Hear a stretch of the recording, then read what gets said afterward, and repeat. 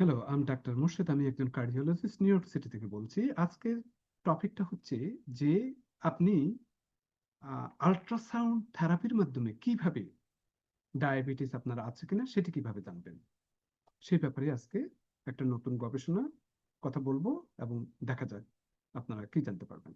তো সাধারণত ডায়াবেটিস হলে আমাদের অনেক ধরনের সমস্যা দেখা দিয়ে থাকে।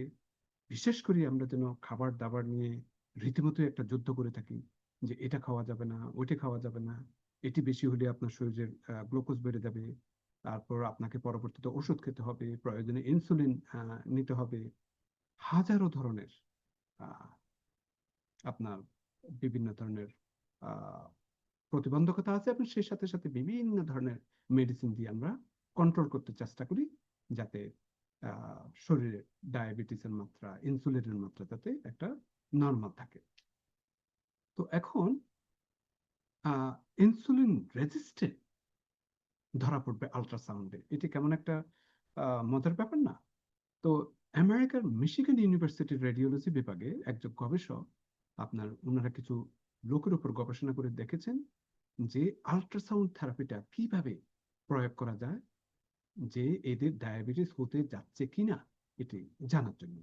তো ওনারা আপনার কাঁধের এবং উরুর মাংসপেশিতে আল্ট্রাসাউন্ড করে দেখলেন যে শরীরের ইনসুলিন ঠিকমতো আছে কিনা, ঠিকমতো কাজ করছে কিনা, এটিতে কোনো ধরনের সমস্যার সৃষ্টি হচ্ছে কিনা, যাতে আহ, আপনার ভবিষ্যতে ডায়াবেটিস হলে আহ, এই ধরনের প্রবলেম যে হবে যাতে বোঝা যায় আগে ভাগে।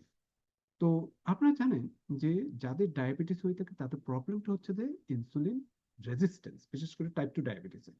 ইনসুলিন রেজিস্ট্যান্স কি? আমরা যখন খাবার দাবার খাই তখন আহ, আমাদের যে প্যানক্রিয়াস থেকে যে ইনসুলিন নিঃসৃত হবে থাকে, সেই ইনসুলিন আমাদের খাবার দাবার থেকে প্রাপ্ত গ্লুকোজকে যাতে শরীরের সেলের ভিতর ঢুকাতে পারে এবং আমাদেরকে শক্তি দিতে পারে। কিন্তু আপনি চিন্তা করেন, সেই ইনসুলিনটা যদি ঠিক মতো কোনো রিসেপ্টরের প্রবলেমের জন্য বা কোনো কারণে যদি আপনার গ্লুকোজকে যদি ঢুকাতে না পারে, তখন রক্তের মধ্যে এই গ্লুকোজটা আপনার এটি খুব বাড়া অবস্থা থাকে এবং যার ফলে অনেক ধরনের কমপ্লিকেশন সৃষ্টি হতে পারে। তো এই যে ইনসুলিনের প্রবলেম, ইনসুলিনের রেজিস্ট্যান্স, এই জিনিসটা যদি আমরা কোনোভাবে আমরা যদি জানতে পারি আগে, তাহলে বোঝা যাবে যে এই লোকটির, হ্যাঁ, ইনসুলিনের প্রবলেম হচ্ছে, ভবিষ্যতে ডায়াবেটিস হওয়ার সম্ভাবনা আছে।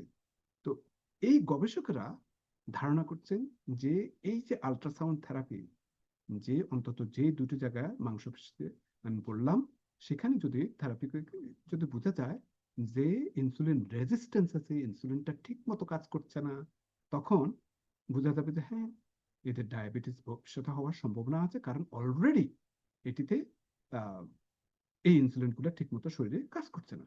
তো Michigan university scientist, main scientist doctor স্যালিমান জানিয়েছেন যে আপাতত এই আল্ট্রাসাউন্ড থেরাপিটা আপনার কাঁধ এবং উরুর পেশিতে করা হবে। কেননা এবং এতে বোঝা যাবে যে পেশির ভিতরে কিরকম আহ, আহ, বিভিন্ন ধরনের চেঞ্জ আসছে কিনা সেটা লক্ষ্য করা হবে। যদি ইনসুলিনের প্রভাবটা যদি একটু অ্যাবনর্মাল দেখা দেয়, তাহলে ওই পেশির কোষের ভিতর, সেলের ভিতর কিছু চেঞ্জ দেখা দেবে, যেগুলো ধরা পড়বে এই থেরাপির মাধ্যমে। তখন চিকিৎসকেরা আগে ভাগে সাবধান করে দিবেন যে হ্যাঁ, ওনার ইনসুলিন রেজিস্ট্যান্স হওয়ার পথে, ইনসুলিন রেজিস্ট্যান্ট হতে যাচ্ছে, যার ফলে ভবিষ্যতে ডায়াবেটিস হওয়ার সম্ভাবনা থাকে। তো তো অতিরিক্ত মেদ, লিভার রোগ, মদ্যপানের কারণেও এই হরমোনটি কাজ করার ক্ষমতা অনেক কমে যায়।